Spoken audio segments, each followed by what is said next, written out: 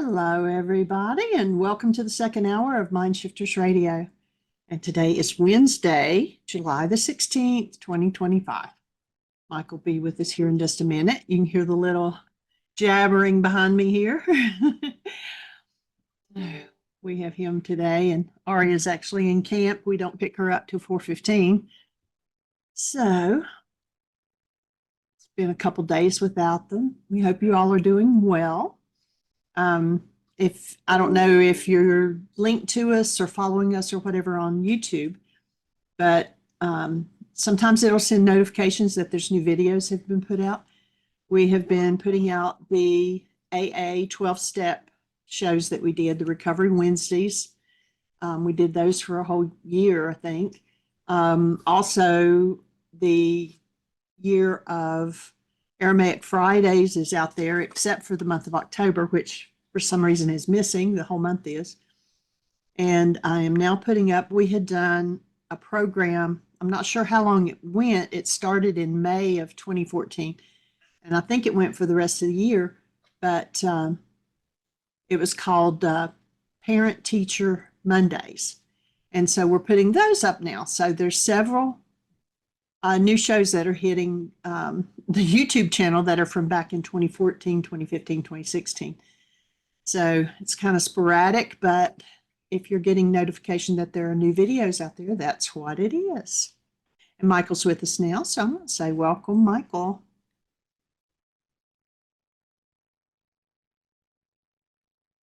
Welcome, Michael. I'm going to go back to feeding this little boy. Thank you, dear heart. Uh-huh. And welcome, everybody. Glad you're here. Excited to have the next level of conversation. Anybody got anything on your mind? Anything to share? Questions, thoughts, answers, ideas? Peter's supposed to join us today from Sweden. I talked to him this morning. And you recall that he came over several months ago and did a Quantum StillPoint session with us, a week long. And he's with us, hopefully. He should dial in any moment. In a major healing crisis and ready for some support. So no better place to be than right here with this crew for support and moving through the layers of whatever needs to move. So glad that you're with us. Anyone have a thought to share with us? What's happening in your world? I just have a question. Wasn't it Joan in Birmingham that was Peter's partner? I was going to send her a text and tell her he was going to be with us today. So great maybe idea. She'll join us. Great idea. That would be awesome. And so as this energy field opens up, well, I'll wait till the talking about the healing crisis till Peter gets here so that he gets to hear that whole conversation.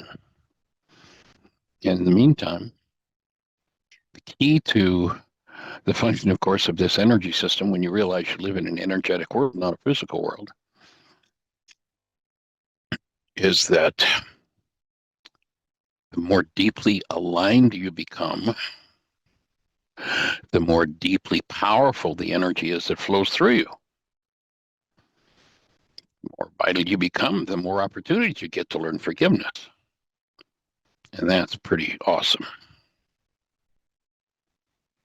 You know, that hands-on energy field work that we teach in the intensive was developed in order to enhance the stillpoint process, in order to enhance moving into that superconductor state where energy moves on deeper and deeper levels. And once the flow is enhanced by the alignment of our system, then distortions in perception, any energetically deformed energy and physiology, disease conditions they call pathology are going to have to move. And as you come into deeper and deeper energetic coherence, vibrational coherence, when you realize that sadness, grief, rage, hatred, vengeance, joy, aliveness, sweetness, the presence of being, they're all vibrational patterns, vibrational energies. As you remove those things that are incoherent, those things that are not in vibrational coherence with your true nature, your physiology becomes more and more sound. And that's because it reflects the proper attunement of your whole structure. And when you come into, each time you come into a new level of alignment, the power flow is just naturally enhanced by that alignment. And when that new level of alignment occurs, there's this newly perfected or newly a new level of energy, this cascade of energy that as it moves through, throws off, or at least the system throwing off what is out of alignment and attunement. Whatever is not included in the innate design of your form, sooner or later has to move. And basically that's the objective of everything we're doing. Everything. So that we can each show up in a form that is perfectly attuned to the truth of who we are as the created essence of love.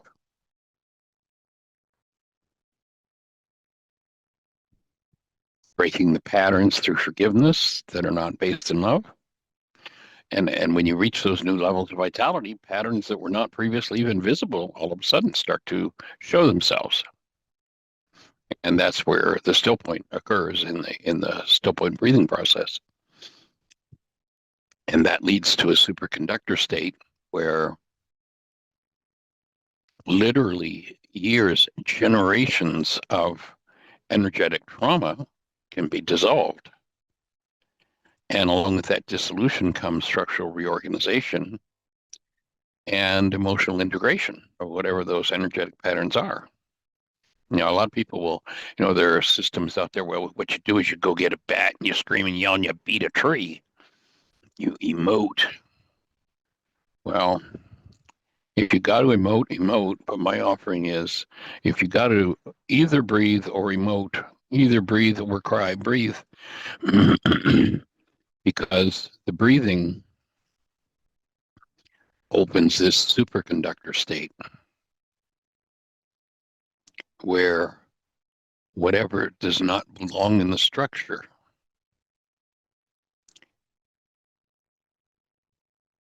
begins to move. So this healing portal, this energetic pathway opens with the breath. And that superconductor state, when we move into it, that cascade of energy I was talking about, along with that superconductor state means the superficial, the imposed, the false is flushed out. Now, on the way into the system, it probably didn't feel good. Guess what? On the way out of the system, it's probably not going to feel good. The healing process is not Dr. Feel Good. But allowing the breath to move fully and dissolve what does not belong is ultimately it's the gateway to effortless serenity. When we step into alignment, the resonant pathway is open to receiving direct from source. And when we're in that alignment, actuality, the energy of actuality enters uninhibited, undistorted. And I'd offer that's the pathway to true power. That's ultimately where we want to go with this process. And of course, because it is that intelligence that organizes physiology, or what we call the physical world. As the interference patterns to the natural intelligence are removed, everything reorganizes itself to a new state, to a new level.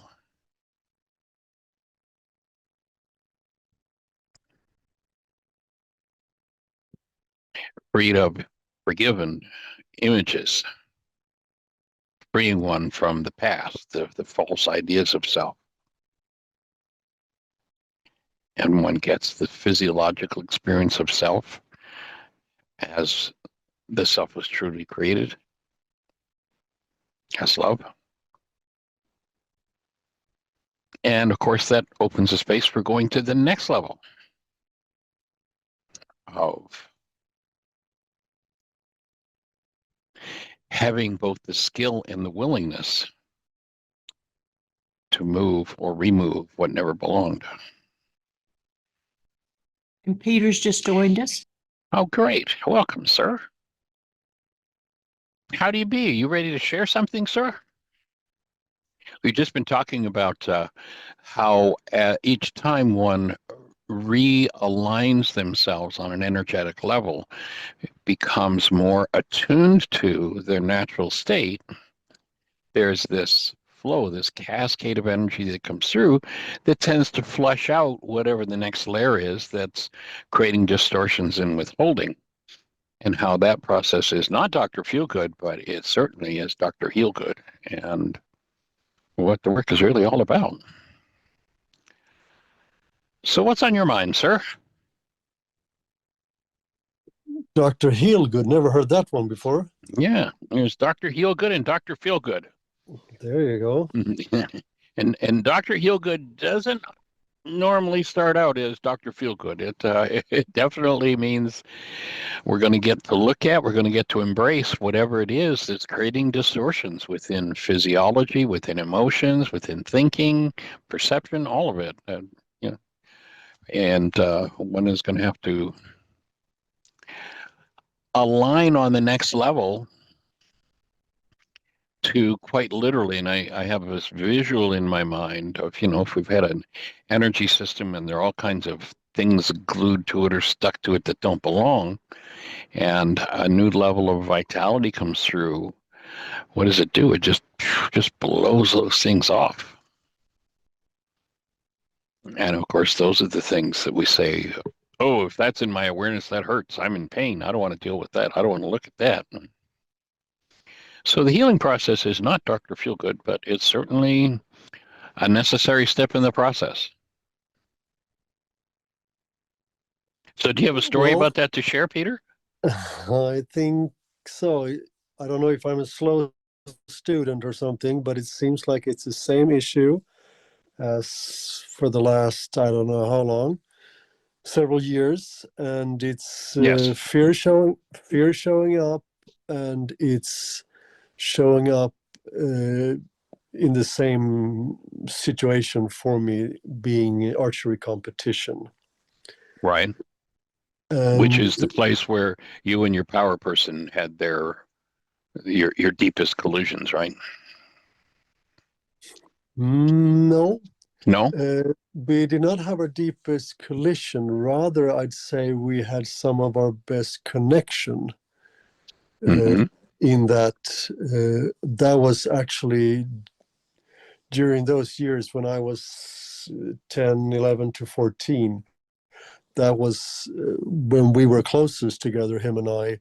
That was during the archery time. So, not collision in the archery, no. But and then we started shooting again together just 4 or 5 years ago, and Right.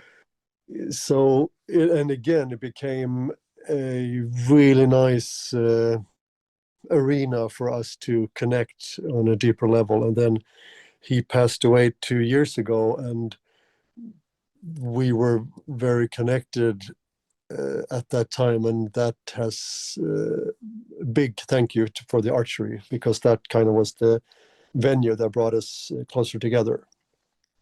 Nice. So, but the competition brings about fear for me, and so practicing and shooting, doing really well, and then comes a competition, and I had one last night here in Sweden, and you start with practice arrows, and then you have 2 times 6 practice arrows, and then you start the competition. And Right.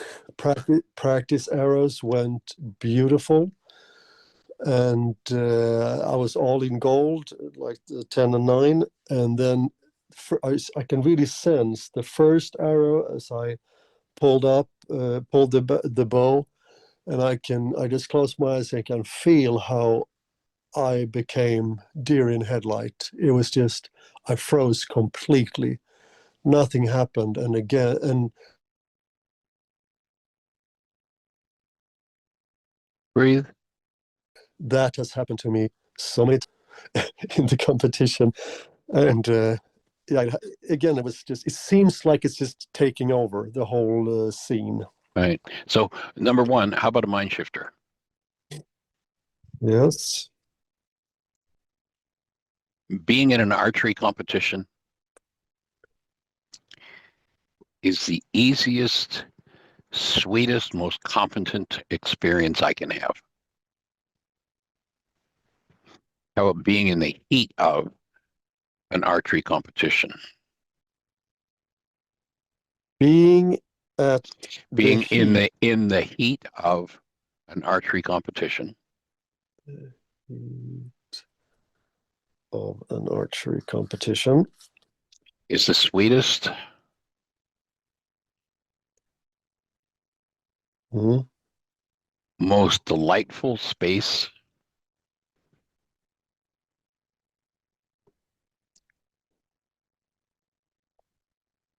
competence I can experience. Space of competence, you said. Space of competence.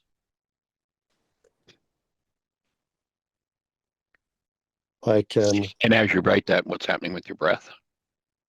Oh, it's moving fluently and swiftly. Mm-hmm. I Okay. believe you. Competence I can experience. Well, I actually made my own mind shifter just the other day, and it What was it? reads in Swedish. So I have to translate. No, it reads in Swedish. So I have to translate. Sure. Where are you? Peter. No, it's safe and healing and nurturing. It's safe, healing, and nurturing for Peter.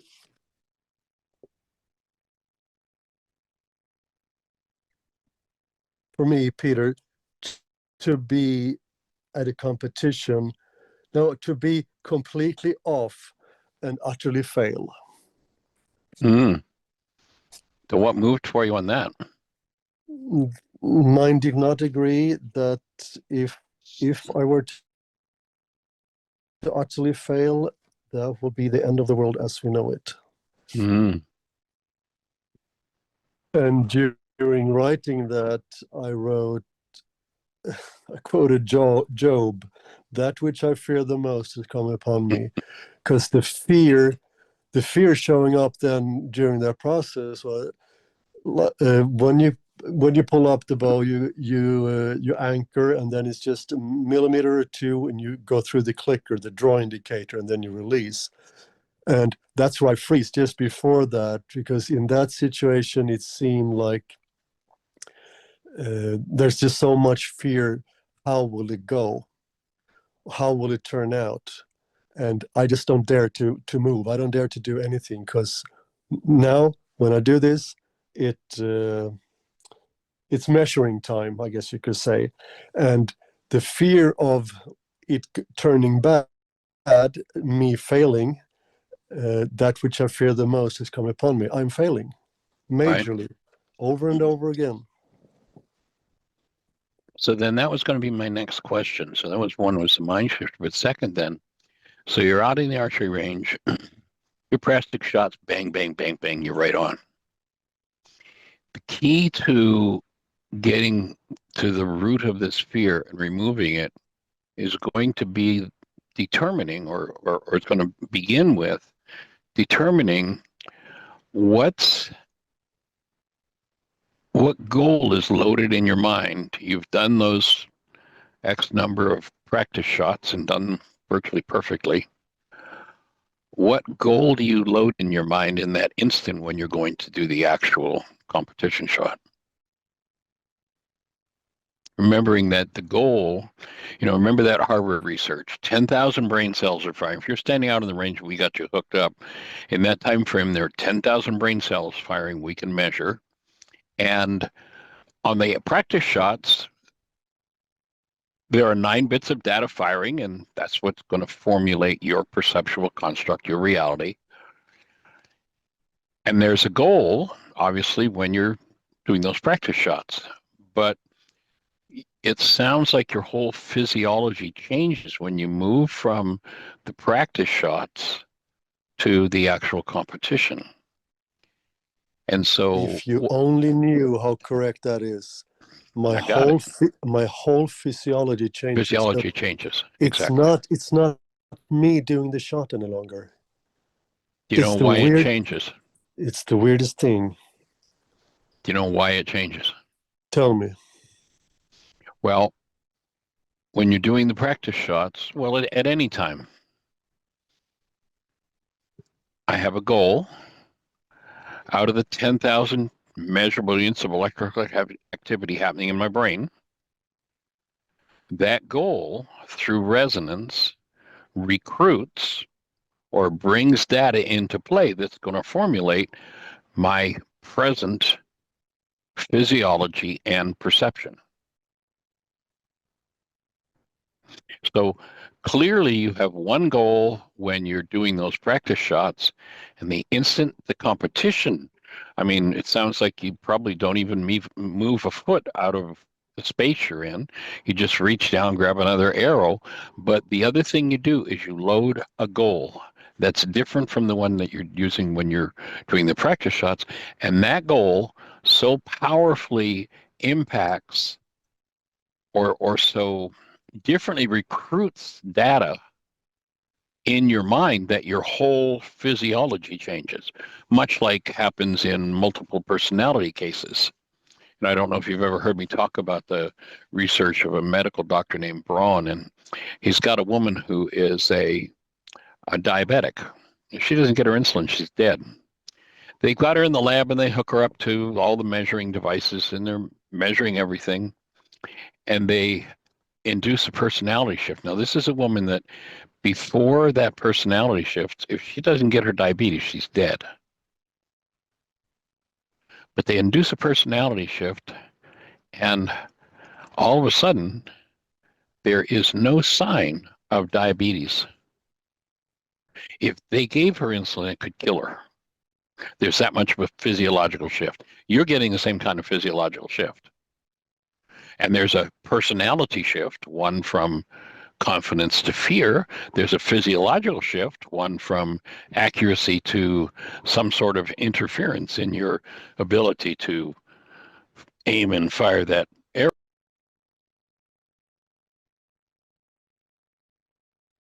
The key to clearing that up is going to be identifying precisely the goal that happens when you reach for that arrow that takes you into the competition, and then processing the underlying energy that creates such a shift in your persona. It's also, as with that woman with diabetes and doesn't have diabetes, it creates a total physiological shift.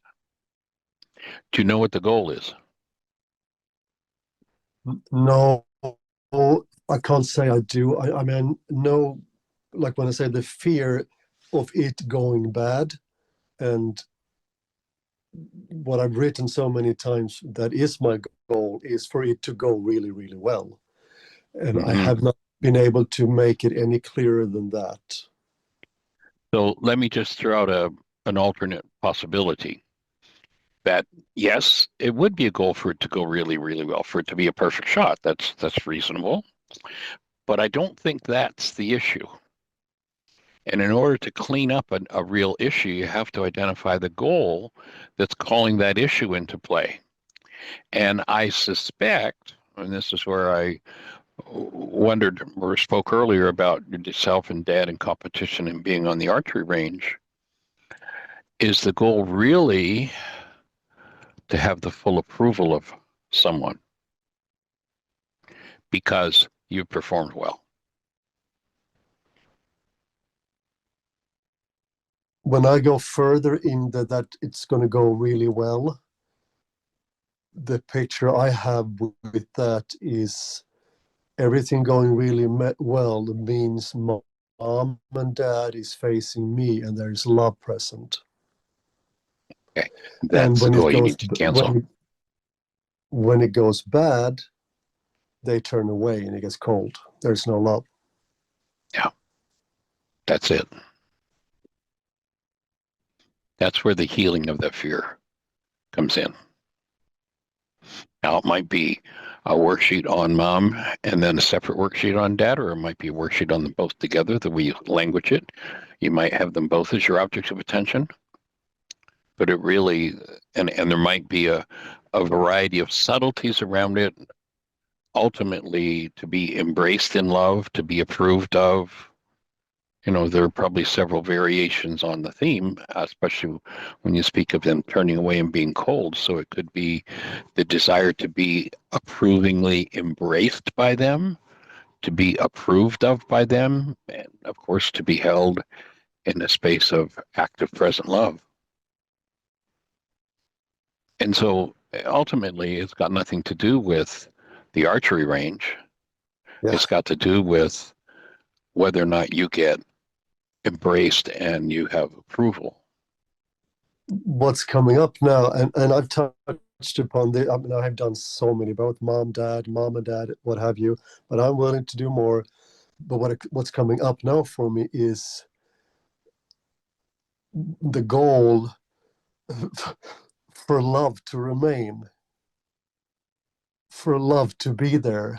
And the fear, my mind says that if it goes bad, love will disappear. Mm. So I really, really want the warmth, the embrace, the love to be there. And I am completely freezing and not freezing cold, freeze. Right, got it. And nothing happens. And in the instant that you load that goal, when you're on the spot, it sounds like once you're in the competition, you're on the spot, and there's either going to be that presence of love or it's going to be withdrawn. Yeah. That's where the healing's going to lie. And the underlying fear that when it's resonated on a cellular level, so changes the chemistry of your structure that as an archer, you lose it. Or, you might look at other areas in your life where on the spot, you lose it. We're coming to that because, go on. I was going to say it might show up in relationship, and to someone that you're close with. And that desire to perform, and then that goal is loaded, it resonates fear, and literally, physiologically, the whole structure changes.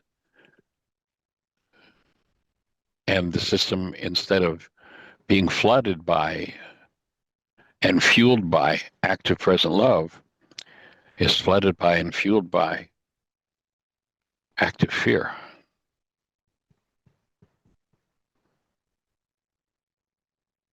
And my offering would be, with the history and the work we've done and what you shared with me with Dad, I would just about bet you could go back and find some memories where you watched Dad go through that.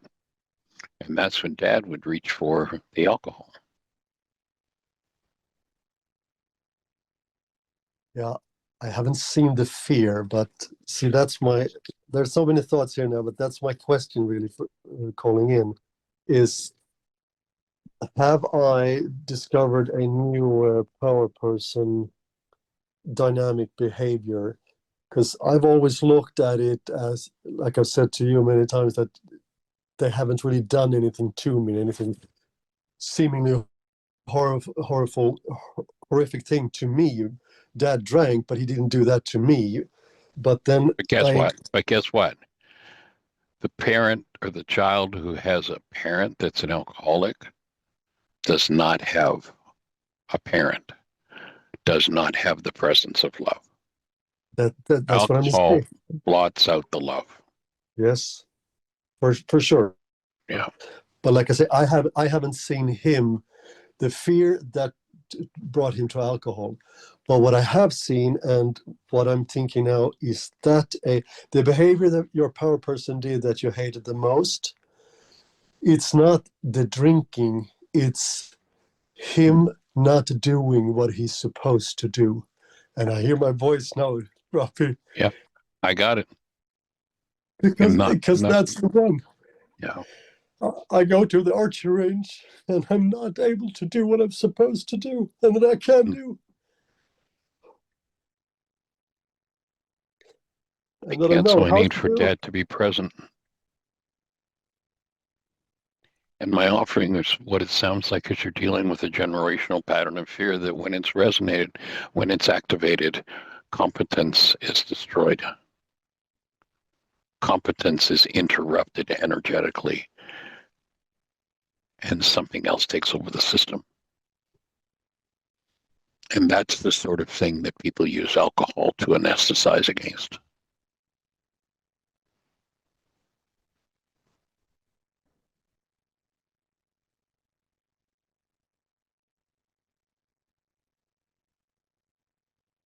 So if you looked at that, this is perhaps just rhetorical, might not be something to speak about necessarily on the show, but you might want to look at all the times and all the places in your life where you were not able to do what you were supposed to do or expected to do or expected of yourself to do or someone else expected you to do.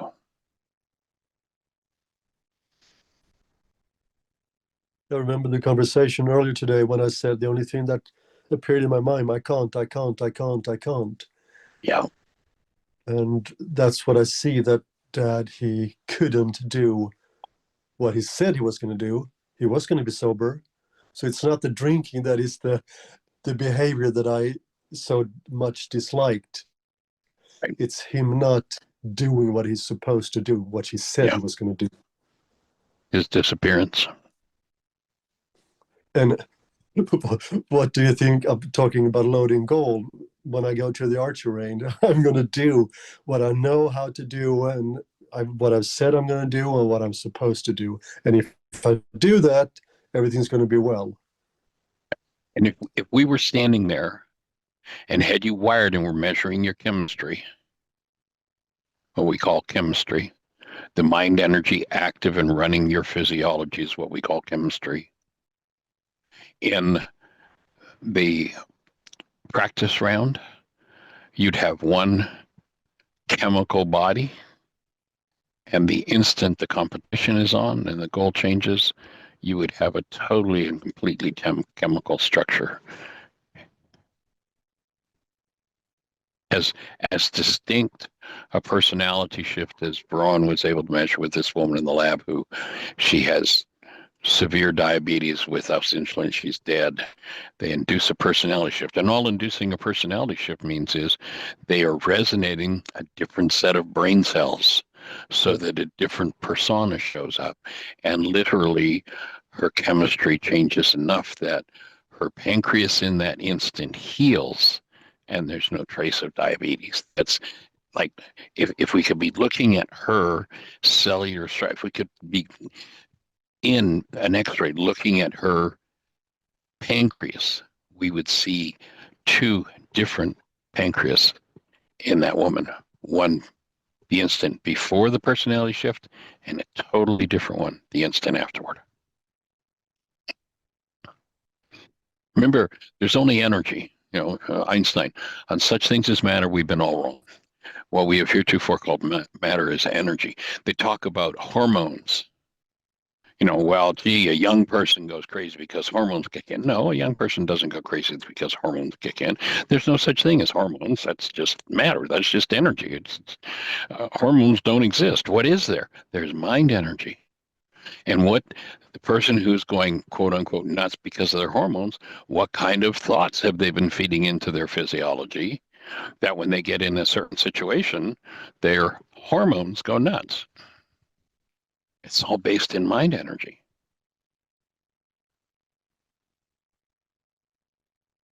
And each aspect and my offering, when you speak about how total it is, and then we look at very likely with the family history, it's really probably genetic, then embracing each layer of the mind energy of your previous generations around needing to do or perform the way they were supposed to perform. Need to be successful in order to survive, in order to be approved of, in order to be, quote unquote, in the culture's terms, loved. Yeah.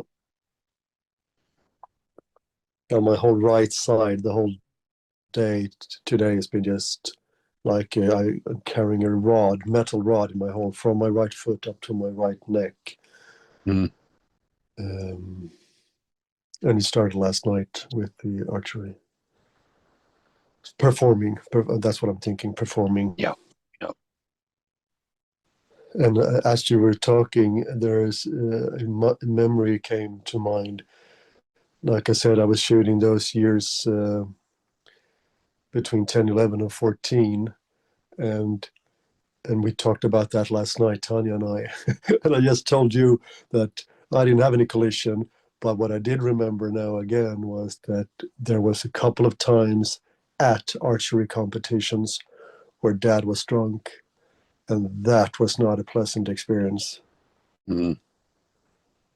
Because what happens, like I said, love goes away because Dad drinks, and the second Mom sees that, she leaves. So both Mom and Dad leave. Dad drinks and Mom just leaves. And what's the emotional energy that shows up? For her or for me? Yes, and him. For Mom, I mean, she's shutting down. So Shutting down due to rage, embarrassment, yes, fear. both, thrice. Yeah. I'd say. Embarrassment, definitely. I mean, the whole thing of him being drunk at the archery range, definitely embarrassment. Yeah. Big time. And what's the emotion going on for him?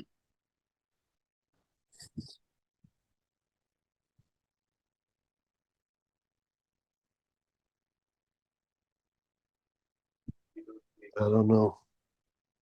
So you're up there wanting to perform and gain the approval of your parents, and all of a sudden, and at this point, it doesn't even have anything to do with you.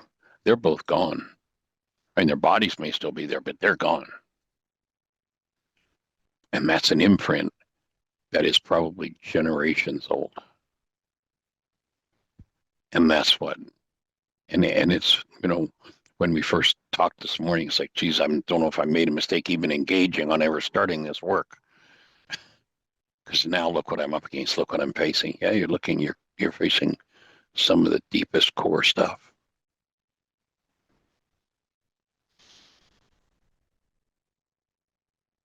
And that's not an easy thing to breathe through.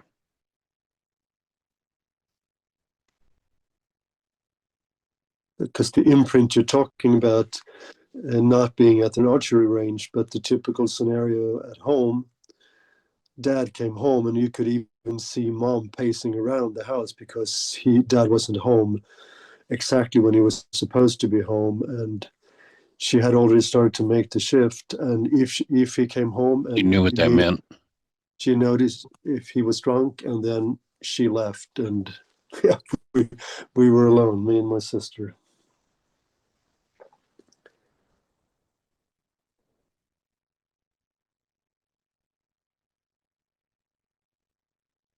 Yeah, So and congratulations.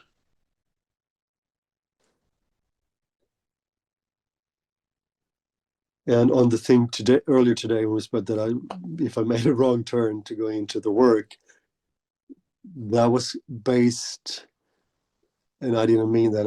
I think you know that I didn't mean that. I know that. Yeah. But it was based in standing at the shooting line, and all the other guys quote unquote handling the fear, because everybody talks about how well you perform depends on how well you can handle the nervousness. So them handling it so much better than I. So that's kind of which path did I choose to go down on, because I'm clearly the one who is least is able to deal with the fear. At least according to one person on the phone right now.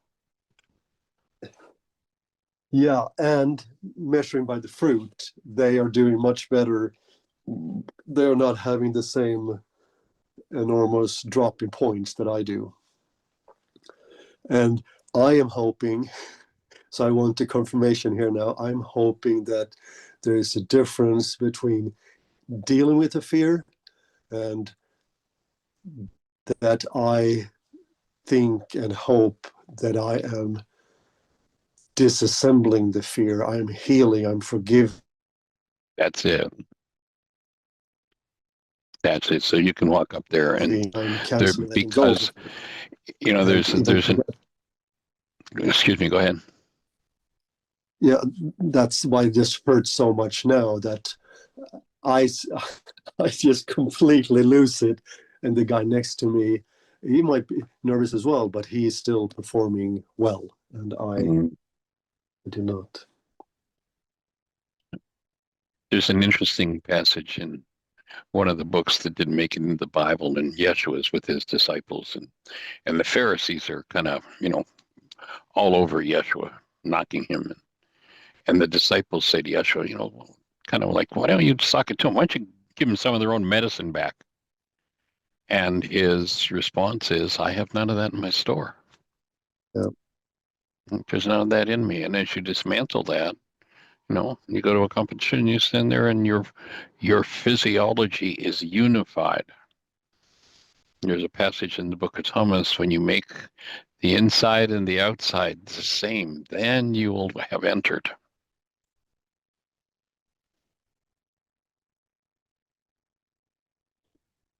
Yeah, there's an English expression, I don't know, from your mouth to God's like ear. Yep. So I From hope, your mouth to God's ear. Yeah. I pray that it is so. Well, I certainly hold the space for it. And you know what the work is that you need to do, and just recognize and make the space for, like, as you breathe with this, imagine and allow the breath to go to the absolute deepest parts of your physiology, the deepest places, like, and I'm not talking about effort now. I'm talking about that there is such an opening that the breath can enter into the soles of your feet and dissolve whatever's there that doesn't belong. The breath can't enter what isn't open. Nothing dissolves, nothing forgives but that breath. It's got to enter. So as you're doing this work, it's right down to the soles of your feet, and then into the depth of your genes, into the depth of your family history. How many do you suppose in the Swedish Viking culture had lives destroyed based on performance and approval, survival? Literally, that it meant life itself, being able to aim that arrow properly. It wasn't a competition, it was life.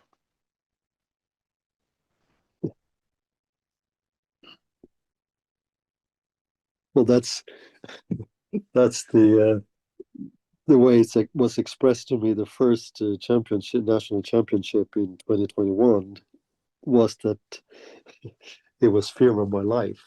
I was scared to death. Those were the things that came up already then. So you want to hold the space and to be able to visualize that as you do these pieces of work, that your breath is able to reach that deeply into the most trauma-touched parts of your genetics, of your family history, and brings healing to those people, not just to you. Because this isn't just rooted in your experience, I offer.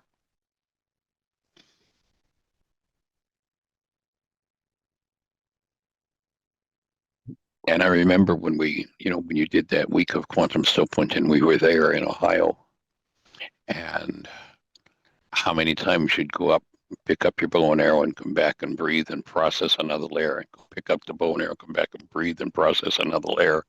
It was pretty awesome.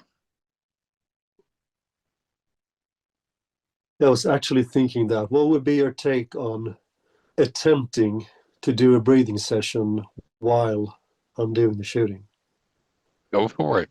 I mean, if you get to that place where, you've heard me talk before about what I've come to label as process point, where the barrier's open, and the slightest provocation will move whatever needs to be moved. And if the veil is open, you're in that process and you're moving it.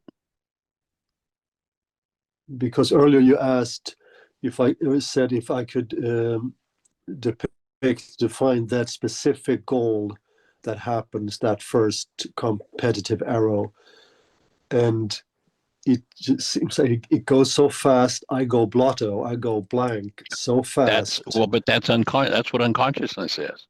Yeah. That's the energy in carbon-based memory that in a fraction of an instant fires and takes over, and blotto literally we go unconscious. And that's what I'm thinking. If I were breathing already before it started, if I could last longer, or maybe the whole time. That would be my take. Because right now I am attempting I go and fetch the practice arrows, go back and now back to the shooting line, and now somebody announced the competition starts, and I'm really attempting to listen and see what's happening. And it seems to me now that the only process happening, don't think the color of your car, don't think of fear, don't think right. of, and just, I hear you. there's only the color of the car. Yeah, that's the skill to embrace that, the skill to literally at that instant to be able to stay conscious and to literally go inside of your own cellular structure. And remember the process where we think a thought, it becomes a neuropeptide. The neuropeptide is a molecule that circulates around in the body till it finds a cell with a receptor site.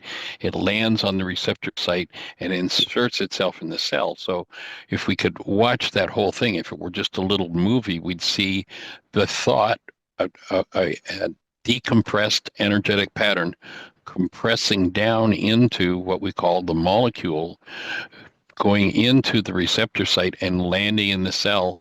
And inside the cell, what we'd be seeing would be what they call chemistry.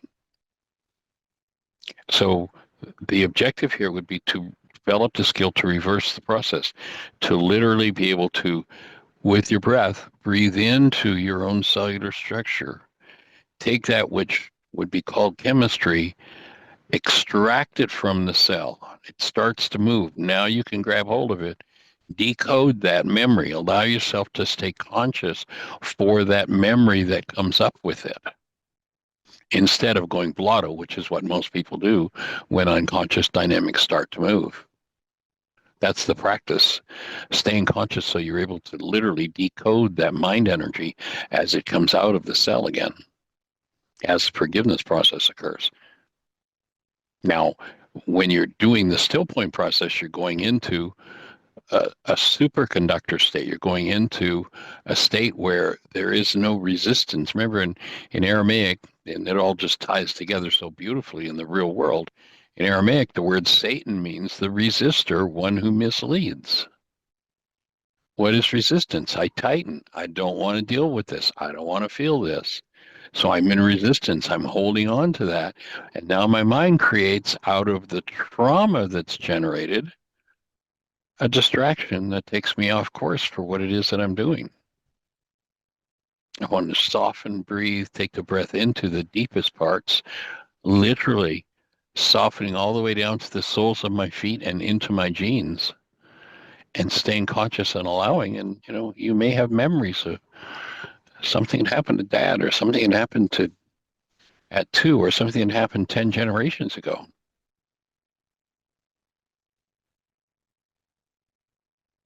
And to stay conscious with that is the practice.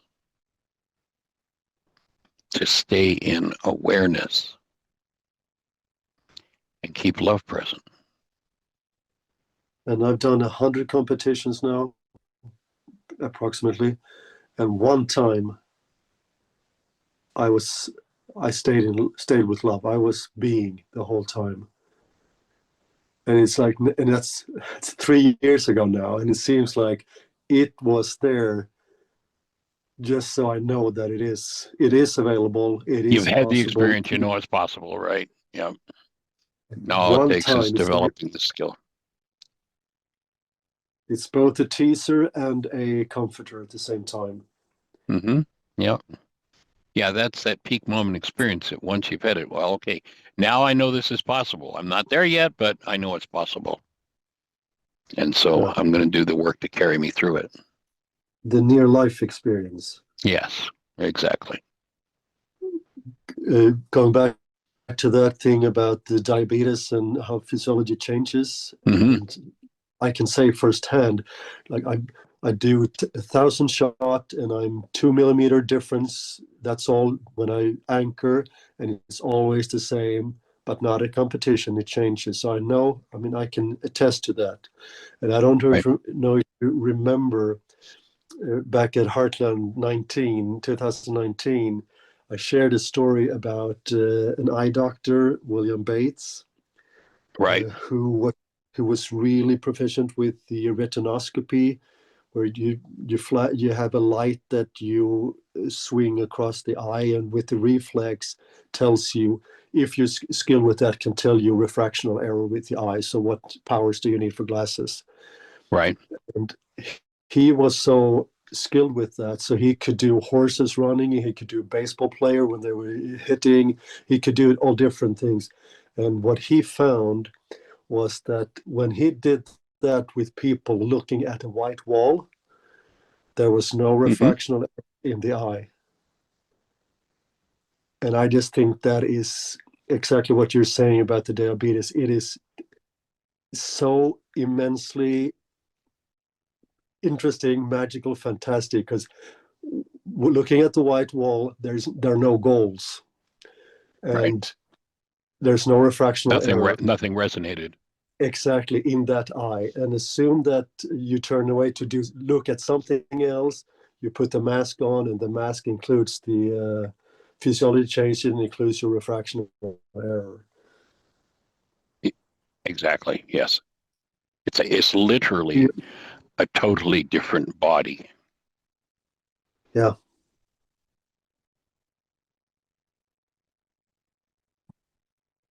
And of Good. course, it Good isn't a stuff. body at all.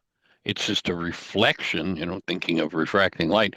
It's just a reflection of whatever mind energy is active at the moment. So a perception, and using the white wall, that's a good example. There's nothing there to perceive. Perception is physiology. There's no disturbance because there's nothing there to resonate any disturbed energy within the system.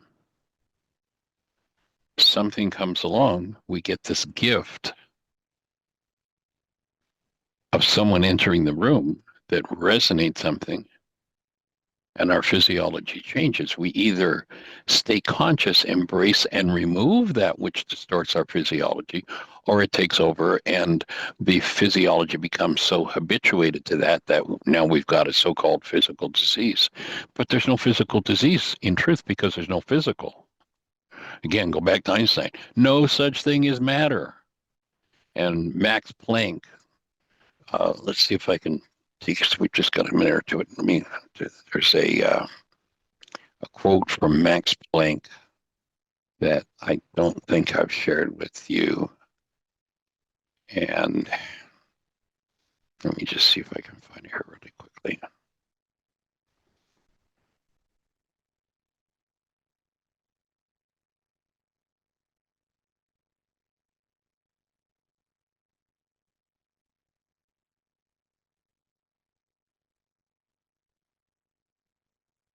Okay, here's what he says. And this is why truth is so important to healing. So here's a guy who won the Nobel Prize in Physics for discovering and formulating quantum theory. And here's what he says. In all my research, I have never come across matter. To me, the term matter implies a bundle of energy which is given form by an intelligent spirit. As a man who's devoted his whole life to the most clear-headed science, the study of matter, I can tell you, as a result of my research about atoms, this much. There is no matter as such. All matter originates and exists only by virtue of a force, which brings the particle of an atom to vibration and holds this most minute solar system of the atom together. We must assume behind this force the existence of a conscious and intelligent mind. This mind is the matrix of all matter. So it does not matter what the disease is. If I can breathe and bring love present to that state of dis-ease or disorganization, the active presence of love delivered on the breath will dissolve that dis-ease energy. Because it wasn't matter in the first place. Cast out all fear. Yes. And what does it? Rachma and Kuba. Maintain the condition of Rachma in the frontal lobes of the brain. Maintain Kuba over the back of the brain. Perfect love. The mind can't generate a fear-based reality. If it does, great. There's the next piece of worksheet. There's someone who has, Alanis Morissette says in her song so beautifully, thank you for your most generous triggers. You know, the person who stands in front of the white wall that can resonate something that is of a diseased nature in us gives us the gift of the opportunity to change that part of our physiology. Otherwise, it's that energy in our physiology ultimately that is the only cause of death that there is. So in her song, I don't know if we remember us talking about that song called Madness by Alanis Morissette, where she recognizes or realizes that, you know, yeah, when you're in the room, man, it comes up big time, but I just discovered that when you leave the room, it's still there. So thank you for your most generous triggers. That person is our gift. The first ever competition I went to, I sat just on, like I'm doing now, I sat on my bed, our bed, Tanya was still in bed, and I don't want to do this, I don't want to go. And Tanya said, well, don't. And something screamed in my mind, it was so strong, do this or die. And that's what you're just saying. If I don't remove this fear, it will kill me. Yep, that's it exactly. That sounds like you got it direct from the source that day. It's the only thing that can kill us is engaging in energy that doesn't belong. And of course, we don't have to engage in the energy. All it has to do is be in our genes. And if it's resonated and we're not conscious, we join with it and bang, there's the disease. Inherited, they say. Or forgiven, removed.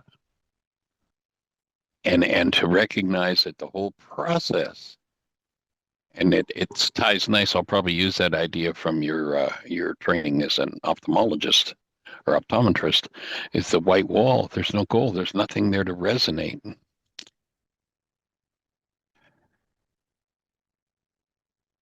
And the disease never shows itself unless there's a goal there. And when the goal is removed, the conscious, the tip of the iceberg that's conscious collapses in on itself and gives us access to the deeper part of the iceberg that's in need of healing.